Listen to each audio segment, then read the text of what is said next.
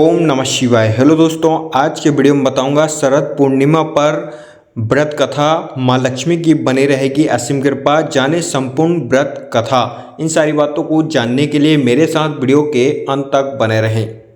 सनातन धर्म में शरद पूर्णिमा का विशेष महत्व है। वैदिक पंचांग के अनुसार हर साल अश्विन मास की पूर्णिमा तिथि को शरद पूर्णिमा का त्योहार मनाया जाता है। इसे कोजगिरी पूर्णिमा भी कहा जाता है। इस दिन स्नान दान के साथ साथ माँ लक्ष्मी और माँ अन्नपूर्णा की पूजा करने का विधान है। इसके अलावा विष्णु जी और चंद्रमा की भी पूजा की जाती है। इस साल शरद पूर्णिमा का पर्व 6 अक्टूबर को मनाया जाएगा। वहीं इस दिन पूजा के समय व्रत कथा सुनना बहुत जरूरी माना जाता है, वरना पूजा अधूरी मानी जाती है। आइए जानते हैं शरद पूर्णिमा और कोजगिरी पूर्णिमा की व्रत कथा।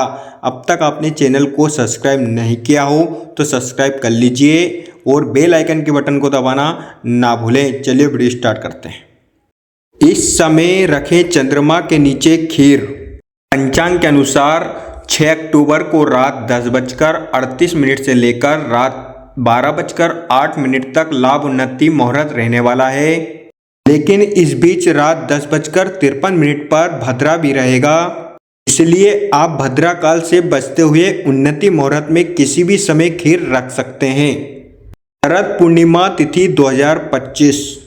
वैदिक पंचांग के मुताबिक अश्विन माह की पूर्णिमा तिथि 6 अक्टूबर को दोपहर में 12:23 पर आरंभ होगी। साथ ही इसका समापन 7 अक्टूबर को सुबह 9:19 पर होगा। ऐसे में शरद पूर्णिमा 6 अक्टूबर को ही मनाई जाएगी। शरद पूर्णिमा कथा। पौराणिक कथा के अनुसार एक नगर में एक ब्राह्मण रहता था। उसकी 2 पुत्रियां थी। उसकी बड़ी पुत्री हर पूर्णिमा का व्रत किया करती थी, जबकि छोटी बेटी चंचल मन होने की वजह से कभी भी व्रत पूरा नहीं कर पाती थी। दोनों के जवान होने पर ब्राह्मण ने दोनों का विवाह कर दिया। कुछ समय के बाद बड़ी बहन को एक सुंदर पुत्र की प्राप्ति होती है, लेकिन छोटी बहन के कोई संतान नहीं हो पाती। इसके साथ ही उसके पति के कामकाज पर भी बुरा असर पड़ रहा था। ससुराल वालों को जब समझ नहीं आ पाता है कि इस बुरे माहौल की वजह क्या है, तब वे घर में ज्योतिष को बुलाकर पूछते हैं कि इसकी वजह क्या है। तब ज्योतिष बताते हैं कि इन सब के पीछे की वजह पूर्णिमा व्रत का पूरा ना होना और अधूरा छोड़ना, जिसके कारण तुम्हारी संतान पैदा होते ही मर जाती है। अगर आप पूर्णिमा व्रत पूरा करेंगी तो आपकी संतान मरेगी नहीं। इस बात को छोटी बहन से अच्छे समय समझ लिया।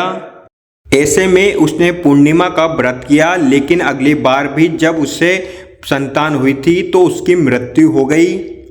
अपनी बहन से मिलने के लिए बड़ी बहन आई। ऐसे में छोटी बहन से एक पाटा में अपनी मरी संतान को रखकर कपड़े से ढक दिया और उसी के ऊपर अपनी बहन को बैठने के लिए कहा। जैसे ही बड़ी बहन उसमें बैठने की हुई तो उसका वस्त्र बच्चे को छू गया और वह तुरंत ही रोने लगा। तब बड़ी बहन ने छोटी बहन से कहा कि अच्छा, मेरे नीचे रखकर मेरे ऊपर तू अपनी संतान की मौत का लाछन लगाना चाहती थी। इस पर छोटी बहन से कहा कि बहन, मेरी संतान पहले ही मर चुकी थी, लेकिन तेरे पुण्य से वे दोबारा जीवित हो गई है। इसके साथ ही छोटी बहन ने पूर्णिमा व्रत करने का डिंडोरा पिटवा दिया और वह भी हर साल इस व्रत को विधिवत तरीके से पूरा करने लगी।